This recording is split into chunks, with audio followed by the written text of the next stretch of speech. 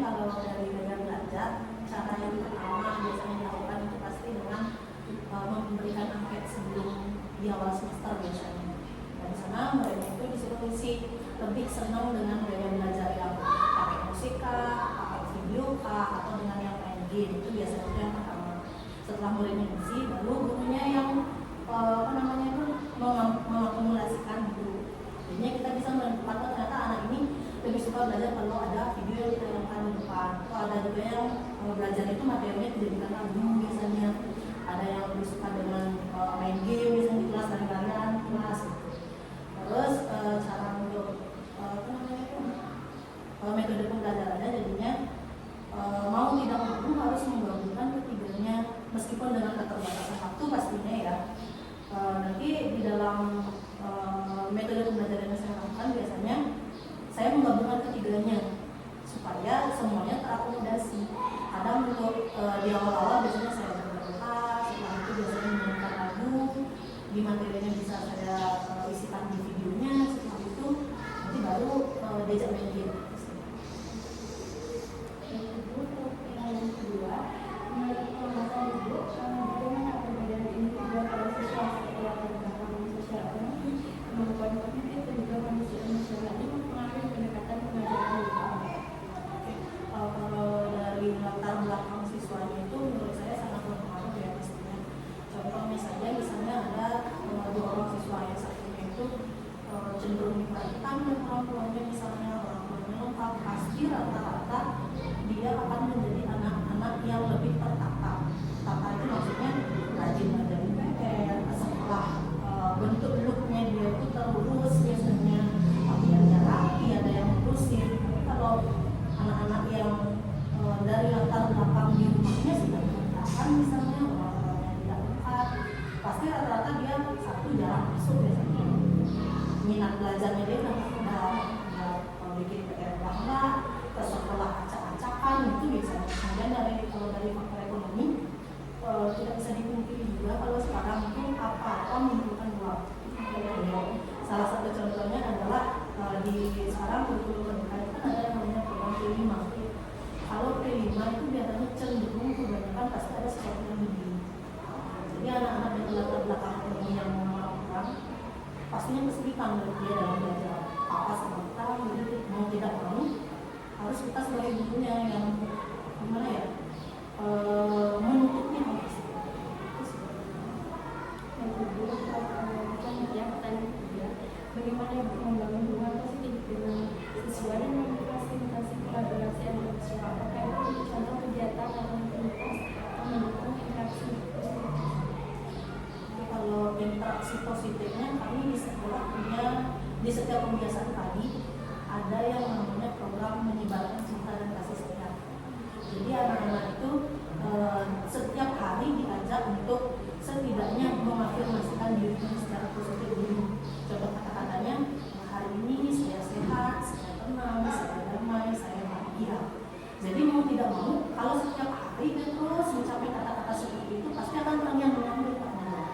Oh, hari ini saya harus berperilaku atau menjadi anak yang bahagia, saya harus sehat, mau seperti itu.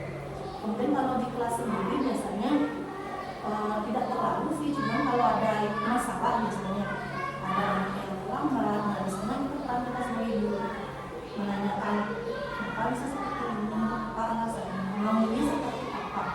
Jadi anak-anak itu cenderung harus ditanyakan maunya seperti apa, karena tidak bisa kita memaksakan kehendak kita. Nanti kita memberikan solusi, ternyata bukan itu permasalahannya.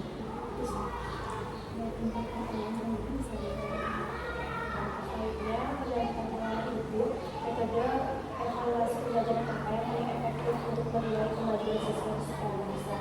Dan bagaimana Ibu menyesuaikan metode evaluasi dengan keberadaan siswa? Untuk metode evaluasi ada dua. Yang pertama pastinya tentang tes, kemudian ada yang non-tes. Kalau tes sendiri biasanya di sini kan ada dua penilaian biasanya dalam penilaian saya. Ada yang namanya formatif sama yang sumatif. Kalau formatif biasanya lebih dikasih. Kadang-kadang saya ngasih tesnya secara lisan karena terus terang di kelasnya saya sendiri ada beberapa anak yang masih kurang ajar membaca. Jadi mau tidak mau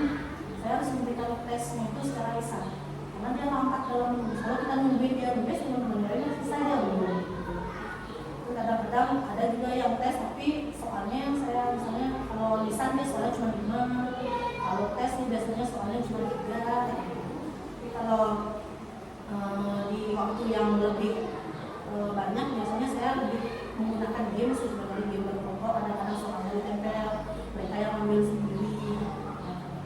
Terus kalau sumatiknya lebih cenderung matematis.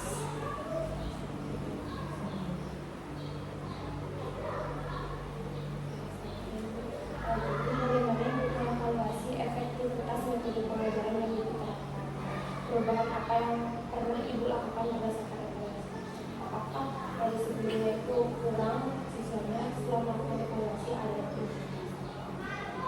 Kalau dari formatnya kan biasanya saya metodenya itu bervariasi kan. Pertama pasti saya coba dites dulu. Kenapa? Karena nanti di penilaian tengah semester ataupun akhir semester kan pasti metodenya pasti tes, tidak mungkin metode lain. Tapi kalau memang itu tidak berhasil, misalnya nilainya mereka pasti kurang atau mereka masih bingung ini apa sih maksud soalnya, masih ditanyakan seperti itu, menurut saya itu masih belum berhasil. Jadi mau tidak mau pasti saya mengubah jadi metode lisan, atau saya tanya biasanya sama muridnya di akhir, misalnya satu TPS lisan, kalau saya tanya sama muridnya, kita kan formatif, kalian mau bentuk tesnya seperti apa? Jadi sebelum itu pasti saya nyari tes tulisnya ada, tes lisannya ada, gamenya ada. Jadi mau tidak mau waktunya memang lebih banyak yang bisa membuat soal, tapi kalau cenderung persiapannya lebih matang seperti itu, cenderung berhasil biasanya. Jadi muridnya bisa untuk saya maunya lisan, beresin kan saya maunya lisan, saya maunya tes. Jadi kadang-kadang juga saya akomodasikan semua, ada yang saya kasih tes, ada yang saya tes ke depan, ada yang game. Ya. Jadi selanjutnya itu inovasi pembelajaran apa yang telah Ibu terapkan yang mempertimbangkan aspek psikologis siswa dengan Aspek psikologis tentunya namanya karena SD ya pasti suka main-main, itu yang pertama. Balik lagi kayak tadi, saya biasanya cenderung nanya, kalau misalnya jam pertama kan masih fresh otaknya anak, masih bisa belajar di kelas, masih bisa pukul, masih bisa nyanyi. Di jam kedua sampai jam ketiga biasanya udah mulai konsentrasinya kemana-mana, kadang bengong.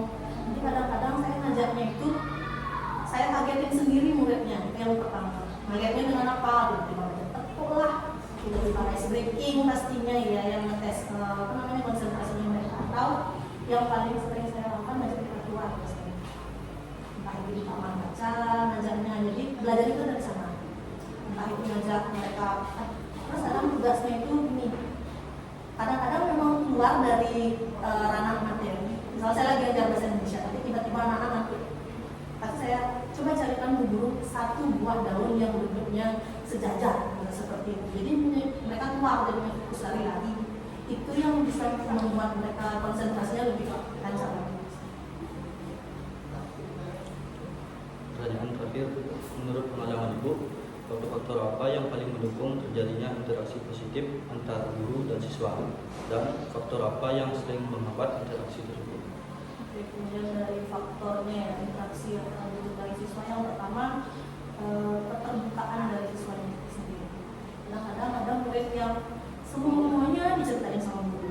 Kita nanya satu, dia bisa jawabnya panjang, paling merembet ke sana sini. Terus ada juga siswa yang kadang-kadang sampai kita lama menunggu waktu baru dia mau cerita. Itu yang pertama dari segi keterbukaan. Kedua dari dukungan orang tua pastinya. Terus terang kalau dari di serangan ini banyak yang memang hukum. Ya jadinya kekerasan yang mereka alami di rumah, entah itu berupa verbal, itu pasti akan terbawa ke sekolah. Apalagi anak-anak zaman sekarang kan kita tidak bisa membatasi mereka menggunakan HP, media sosial, itu pastinya akan berpengaruh sekali. Jadinya anak-anak cenderung menjadi anak yang keras gitu. Dan yang paling sering saya amati itu celetukan biasanya, kata-kata yang cenderung sebenarnya kasar, tapi mereka menganggap itu celetukan biasa. Kemudian dari ekonomi juga pengaruh. Karena di sini kan rata-rata masih bekerja sebagai nelayan ya, jadi pendapatannya masih kurang. Jadi kalau musim beli apa-apa tuh, saya mau punya uang, dia pakai sebut belum ada uang, gitu. Terus juga kadang-kadang ada murid yang memang pendiam sekali, minder jadinya, tidak mau cerita, dan dia menganggap itu gurunya itu orang asing. Jadinya kita harus